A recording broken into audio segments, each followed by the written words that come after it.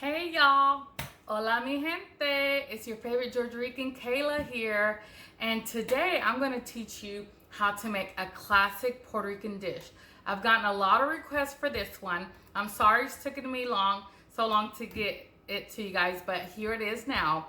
Arroz con pollo, which is rice with chicken. And every culture has their own version of chicken and rice. You know, American dishes of chicken and rice is like a casserole, and it's usually baked, and other countries have their other ways too. But we have a Puerto Rican way of doing arroz con pollo, chicken and rice, which is delicious and simple. You can do it with chicken on the bone or skinless, boneless thighs. Today, I'm going to be doing it with skinless, boneless chicken breast because that's what I had on hand. So get ready for a yummy, yummy treat. Let's get cooking, y'all. Hey y'all, so this is all we'll need for the simple arroz con pollo, rice with chicken. Just some salt, some pepper, of course my sofrito, and you can make homemade or buy store-bought, some olive oil, adobo, sazon, you know, for seasonings as well. We got some olives, a little bit of tomato sauce, of course the main event, chicken, and some rice. I've already cut up my chicken breast and seasoned it with adobo and garlic, salt, and some fresh cracked pepper. Just simple. This is it. Chicken, rice, some sofrito and seasonings. That's it, y'all. Let's get cooking. Okay, y'all, so what I'm gonna do is I start off with my caldero. You know, these are called, the brand that I use is Imusa, I-M-U-S-A. There's other brands that you can buy, and you can find this on Amazon. You can find it at a Mexican restaurant or some other, you know, Walmart, you know, big chain restaurants like grocery stores, excuse me, like that. But I think I ordered mine. I actually got it at a Mexican restaurant, but I ordered my mother-in-law's, I think, through Amazon. Okay, so just get your pot. I got it on just about hot. I'm gonna do a mixture. Usually I just use olive oil because that's what I like, the flavor of my rice, but I'm cooking chicken first. So I am gonna go ahead and just grab a little bit of vegetable oil because it has a higher heat tolerance than the olive oil, and it just helps stabilize my olive oil, but I still get that flavor essence of olive oil.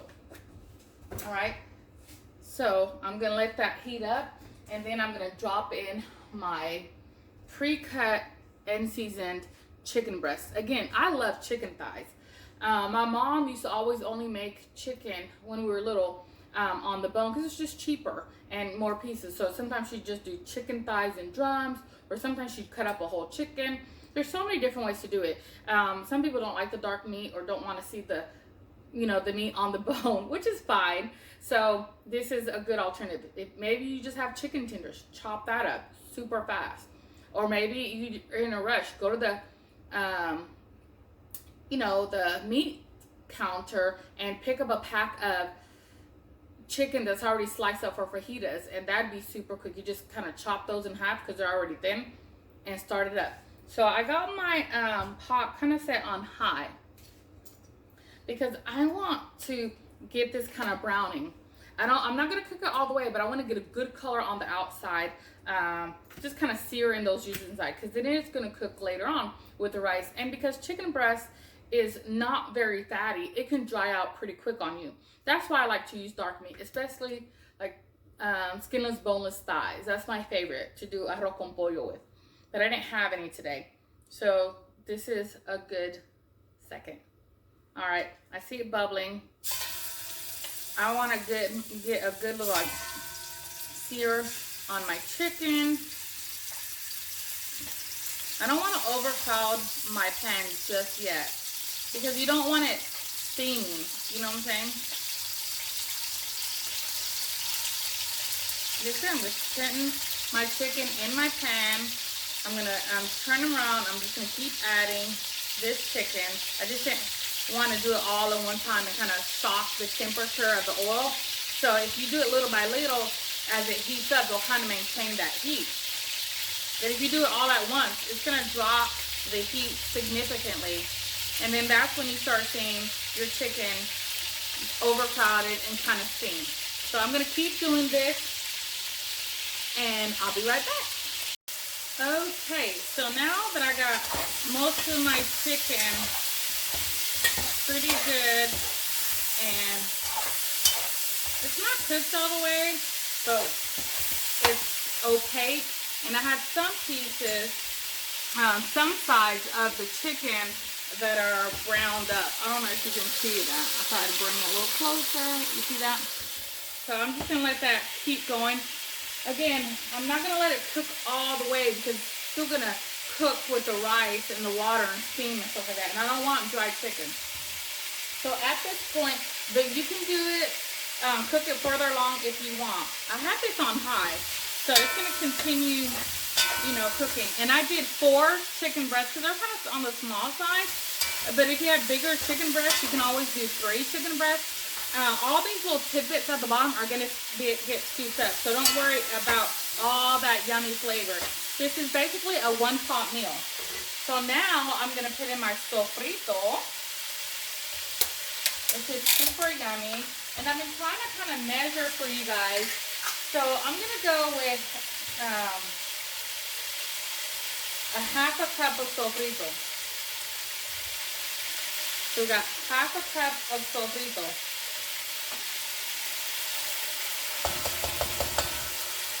Put it all in there and let it start cooking down. And you just want to coat all your chicken. Kind of scrape the bottom of your pan, pick up all those tidbits. My gosh, it smells amazing. I mean, chicken already smells good when it's cooking. And then you throw sofrito in there. Woo! Y'all. Alright. This is still on high, of course, but this is my stove. I have a big calderon, a lot of chicken. Now I'm going to go ahead and put my sazon on here. This is what gives it that color and the distinctive flavor. We're not going so much for the flavor, even though it has culantro. But that chote, that's just, you know, that doesn't give off a lot of flavor. I mean, it does have flavor, but it's mostly for this color. You see? This amazing color. Let me do the fan low. I'm not sure if you're going to be able to hear me. Then maybe it'll get all this kind of go that way. OMG, y'all. Can you see the coloring on here? On this chicken? Ooh, this thing. It's amazing. Alright. Now I was gonna open this, but I'm gonna make beans to go with this. So instead of the small Goya pan, I'm gonna use this organic. You only need about 4 ounces or so, which would be about half a can of the small ones. So I'm just gonna eyeball that. Yeah. This is a small amount. You don't need a lot. Mix it all around. Again, I still have this on high. Okay, now I'm gonna go ahead and put about 2 tablespoons of olives. Slice off as 1, 2. You don't need to put this if you don't want. I like the flavoring it gives.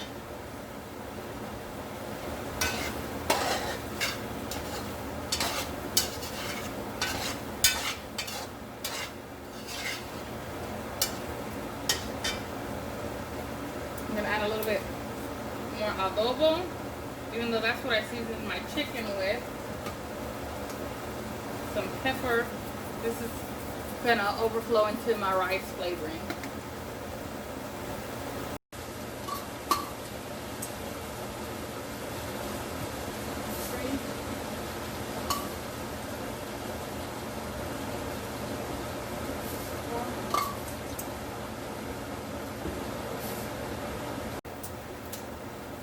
Okay, now that I've put my 5 cups of rice, I'm sorry that kind of cut me off, but I put 5 cups of rice. I've lowered this to medium, and now once I get this kind of all mixed around,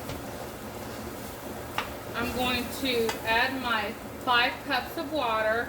So this is 2 cups. Another 2 cups. Let me grab one more cup.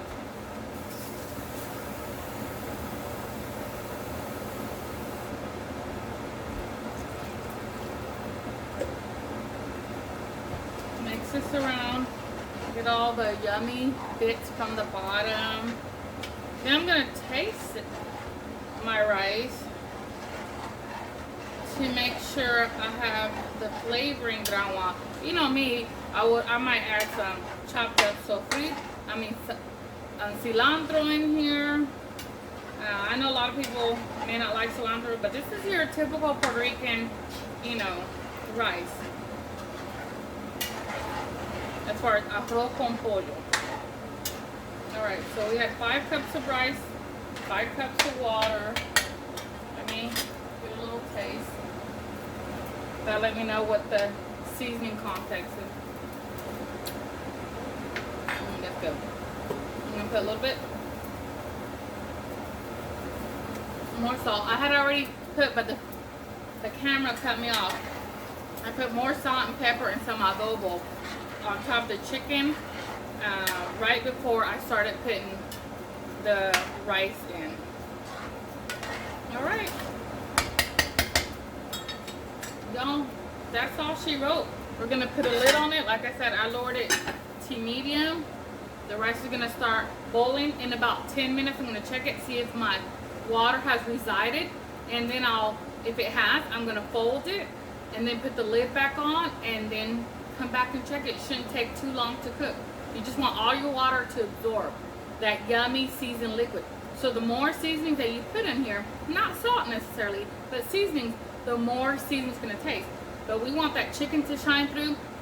That's why we don't have many ingredients in here. We have sofrito, a little bit of sazon, some olives, the chicken, the rice, and a little bit of tomato sauce.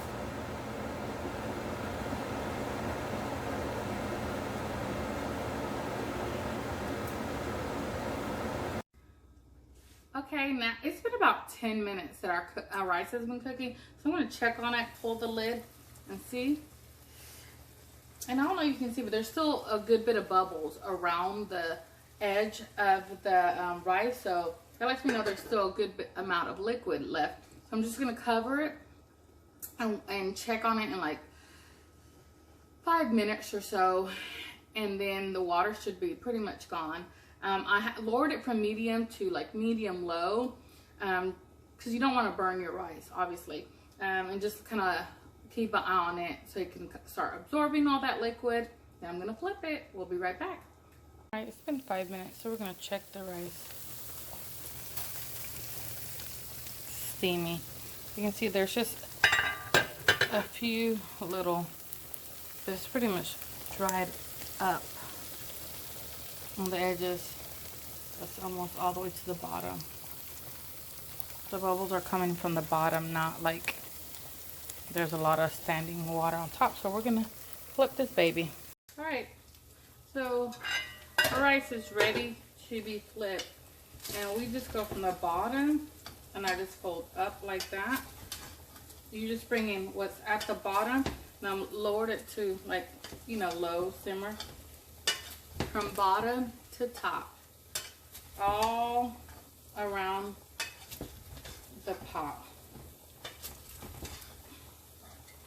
Just folding the rice from the edges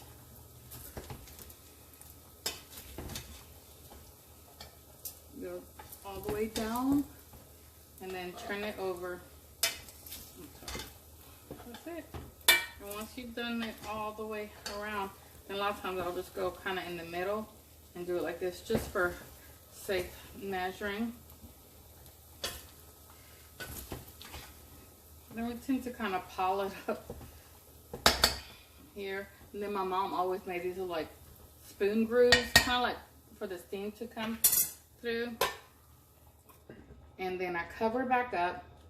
It's on low. We're just gonna keep it cooking for maybe another 5 or so minutes. And then that's all she wrote. Also made a little pot of side beans right here to go on top, and y'all know how to do that. And these are pink beans, pink Goya beans. And I've already showed you guys how to, you know, do nacho mamals pinto beans. And this is the exact same way I do. The only thing I didn't chop up more bell peppers. I did onions, and I didn't put a potato in here. So it's just, you can add to it, you can take away. So I kind of wanted to give you a traditional way, but for a fast version, a lot of times I'll just do onions and the olives and the tomato sauce and the beans undrained, and of course sofrito and those kind of seasonings. But this is ready. I can't wait to show you guys how the finished product is gonna be. Just a traditional good comfort food, arroz con pollo. So see you in a bit. The rice is done. Now let's take a bite. Yummy pink beans to go with it.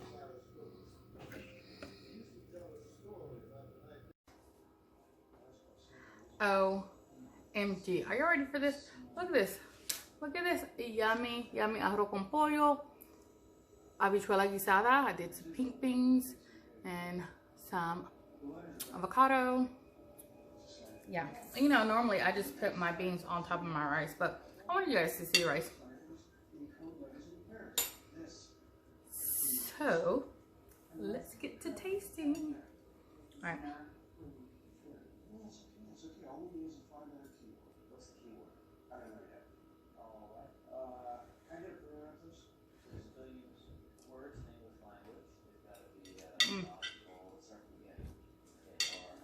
So good. Arroz con pollo, I'm telling you guys, one of those comfort foods. Get some got chicken on this bite.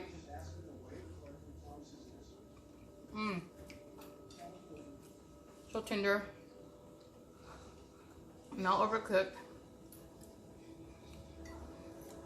It's chicken, but it's not dry. It's chicken breast. Again, you can do this with chicken thighs, chicken on the bone.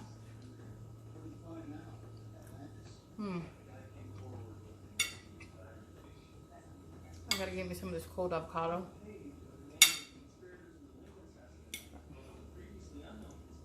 Mi gente, y'all, this is a winner again. Yeah, we just need some tostones, a little salad. The avocado helps. It's so yummy.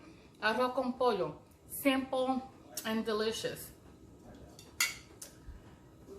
Please like and share. Let me know if you have any questions and message me and I'll give you more details. But y'all, this is so good. From my kitchen to yours, buen provecho.